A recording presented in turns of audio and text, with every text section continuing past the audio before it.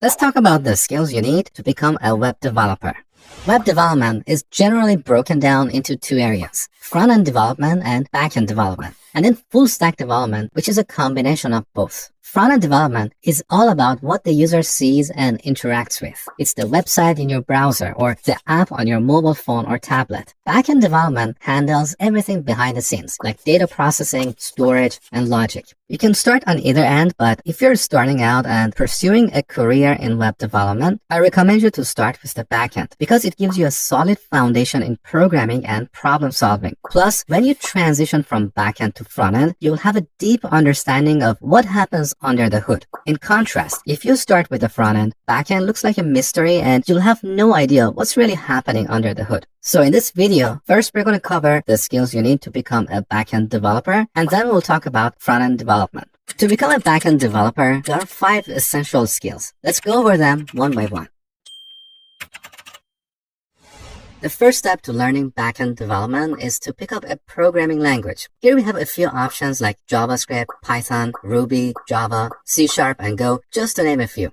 Now, which one is the best? Well, it's almost impossible to pick one language as the best or the ultimate language because the choice of language depends on various factors like project requirements, team expertise, and performance needs. For example, JavaScript is used for full-stack development because we can use it on both the front-end and the back-end. In contrast, Python and Ruby are often used for rapid prototyping and fast development cycles. Java and C# are often used in building large-scale, enterprise-grade applications. They're heavily used in large organizations and government systems. And Go is used for performance-critical and concurrent applications. Now, a common mistake I see among my students is that they try to learn many of these languages, hoping that this would increase their job opportunities. But it doesn't work that way, because learning a language is only the first step. You also need to learn the ecosystem of tools and libraries for that language to land a job. So if you're starting out, just stick to one language, whichever you like. But also do a bit of research and see how many job opportunities are available for that language where you live. Generally speaking, there are often more job opportunities for Python, Java, and JavaScript. But again, I want you to do your own research. Now, assuming that there are more job opportunities for these 3 languages in your town, and you're not sure what language to start with, I would recommend Python because it's the easiest and has a simple, readable syntax that's great for beginners. My second choice is Java because it's a solid language and is often taught to computer science and software engineering students. JavaScript has a ton of weird parts and baggage from the past because it wasn't originally built for building backends. We can certainly use it to build great backends, and I've done that many times, but I still prefer Java or C# to JavaScript for building backends. So don't overthink this, pick a language and dedicate 2 months to learning it. If you spend 3 to 5 hours every day studying and coding, you can learn any of these languages in about 2 months. The next thing you need to learn is a version control system like Git. Git is not a programming language. It's a tool that we use to track changes to our code and collaborate with others. Git and GitHub, which is a platform that hosts Git repositories, are essential for every developer. Git has a ton of features, but you don't need to know them all for everyday use. Think of it like the 80-20 rule. 80% of the time, you use 20% of Git's features. So 1 to 2 weeks of practice is enough to get up and running.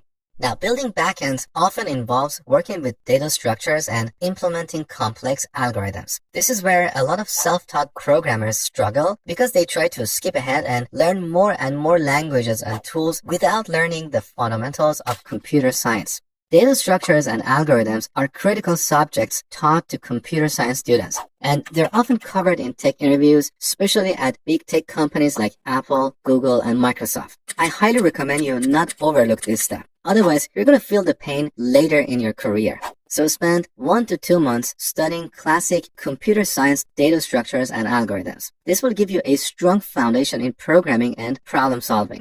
The next thing I would recommend to learn, which a lot of self-taught people miss, is design patterns. Design patterns are proven solutions to common software design problems. There are 23 classic design patterns that were documented in this classic book, Design Patterns by the Gang of 4. Many of these patterns are used in web frameworks, particularly Spring, Django, and ASP.NET Core, which we'll talk about in a few minutes. So learning these design patterns will give you a deeper understanding of object-oriented design principles and how these frameworks work under the hood. You can have a pretty solid understanding of design patterns in about 2 months. The next thing you need to learn is understanding and designing databases. There are two classes of database engines, relational and non-relational, also called NoSQL databases. In relational databases, data is stored in tables with rows and columns that are related. That's why we call them relational databases. These databases are best for applications that require complex queries and transactions like banking systems and e-commerce applications, especially any application that needs complex reporting. Examples of relational database engines are MySQL, Postgres, SQL Server, and Oracle. These are different products that, despite some differences, work more or less the same way. With all these products, we retrieve or store data using a language called SQL. Some people call it SQL, which is short for Structured Query Language. It's a simple language that looks like plain English. Now, you don't need to learn all these database engines because different projects and teams use different database engines. When you're starting out, you just need to learn one of them and you can easily pick up others on the job. Out of these, I would recommend MySQL because it's the most popular database engine, but you can pick any other database engine that you like. 1 month is enough to learn the essence of SQL and working with a relational database. Now, in NoSQL databases, data is stored without a predefined table structure, so these databases are more flexible. They are best for applications that require flexible data models and real-time analytics. Examples include MongoDB, CouchDB, and Cassandra. Again, these are several products out there and you don't have to learn all of them. Out of these, I would recommend MongoDB because it's the most popular and you can learn it in about a month. You're not going to be an expert, but you're going to have a decent practical knowledge. The next thing you need to learn is a web framework, which depends on your programming language. For Python, you should learn Django. For Java, you should learn Spring Boot. For JavaScript, you should learn Express.js. For C#, you should learn ASP.NET Core. For Ruby, you should learn Ruby on Rails. And for Go, you should learn Gin. All these frameworks more or less do the same thing. They provide a bunch of tools for building backends, handling tasks like routing, request and response handling, database interaction, and security. In a nutshell, with these frameworks, we can build and publish application programming interfaces or APIs. These APIs are essentially communication points between frontends and backends, allowing frontends to retrieve or post data to backends. If you have a solid background in a programming language and databases, you can learn any of these frameworks in about 2 months. So if you dedicate a few hours every day and follow this roadmap, you'll have the necessary knowledge to apply for entry-level backend developer jobs in about 12 months. Now let's talk about the essential languages and technologies you need for front-end development. Front-end development is built on 3 core languages: HTML, CSS, and JavaScript. HTML or Hypertext Markup Language is used for structuring web pages. We can define headings, paragraphs, images, links, and more. It's quite simple, and if you dedicate a few hours a day, you can learn the basics in a week or 2. The next thing you need to learn is CSS or Cascading Style Sheets. CSS is used for styling web pages. It allows us to control colors, fonts, layouts, and so on. It helps create responsive designs that adapt to different screen sizes. With a few hours of practice a day, you can learn the essence of CSS in 2 to 4 weeks. You won't be an expert, but you'll have practical knowledge to apply in your projects. As you work on different projects, you will learn additional techniques along the way.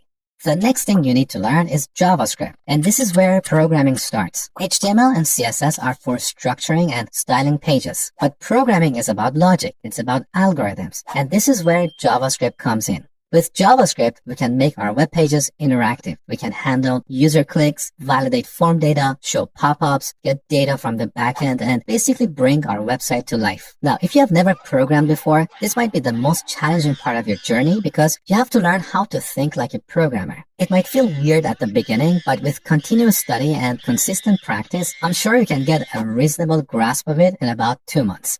The next thing you need to learn is TypeScript. It's a language that's built on top of JavaScript that adds static typing and additional features, allowing us to write more robust code. These days, most companies prefer TypeScript for large-scale applications. So if you want to land a front-end developer job in 2024 and beyond, TypeScript is a must-know. It's relatively small compared to JavaScript, and you can get up and running in about 2 to 3 weeks.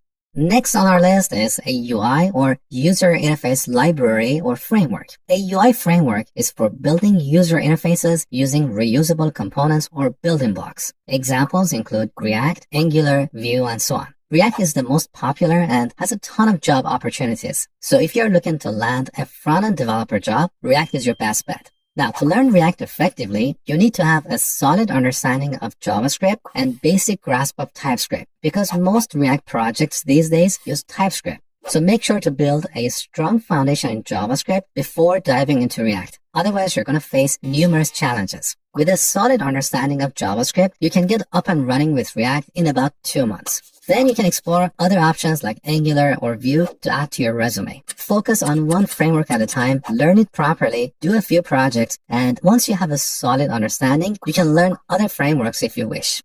So that's the core of front-end development. These skills are listed on nearly every job description, and with continuous learning and consistent practice, you can learn them all in about 6 months. But I'm going to be honest with you, front-end development is competitive. So to truly stand out, there are additional skills you need to learn to increase your job opportunities. So let's go over them one by one. You learn that with CSS, we can style web pages and make them beautiful. Now, as our projects grow and get more complex, styling pages using plain CSS can become painful and messy. So over time, many solutions have been created to address this problem. One of them is CSS preprocessors, which allow us to write CSS in a more efficient syntax using additional features and then compile it down to plain CSS. Examples include Sass, Less, and Stylus. Different projects use different tools, and you don't need to learn all of these to apply for a front-end developer job. If you're familiar with one of them, you can quickly learn others on the job. Out of these, I would suggest Sass because it's the most popular and a good one to start with. 1 to 2 weeks is enough to get up and running with Sass. Another approach to writing manageable CSS is using a CSS framework. A CSS framework provides pre-written CSS that we can use in our applications. Some of the popular ones are Bootstrap, Tailwind, Foundation, Skeleton, and so on. Now, as you can see here on NPM Trends, Bootstrap used to be very popular and a lot of projects are still using it. But over the past couple of years, Tailwind has been emerging and overtaking Bootstrap. So a lot of newer projects, particularly React projects, use Tailwind. So out of these, I recommend learning Tailwind. It's not that complicated and you can get a decent grasp of it in about 2 to 4 weeks. Another key skill that employers are looking for, especially in senior developers, is automated testing. With automated testing, we can write code to test our code and make sure it functions correctly. Automated testing minimizes bugs and enhances the overall quality of our applications. There are many testing frameworks out there, but the 2 most popular ones are Jest and vtest, which are pretty similar. So once you learn one of them, you can learn the other pretty quickly. Jest is the most popular one, but it has some baggage, so newer projects often use vtest. Again, they're very similar and you can start with either of them. I believe 3 to 4 weeks is enough to learn the essence of Jest and automated testing principles. Next on our list is meta frameworks. A meta framework is a higher level framework that sits on top of a core UI library or framework and enhances its capabilities. It's not something that all employers are looking for because it's only used in newer projects. A lot of older projects don't use a meta framework, but if you want to have a competitive edge, if you're looking for a better position with a better salary, I would recommend learning a meta framework. For React applications, we have Next.js, which is the more popular option, and Remix. I recommend learning Next.js, which you can master in 4 to 6 weeks if you have a strong foundation in React. So that really sums up the essential skills you need to become a front-end developer. If you have any questions, please let me know in the comments below and I will do my best to answer you right here or in my future videos. If you enjoyed this video, please give it a like and subscribe for more useful content.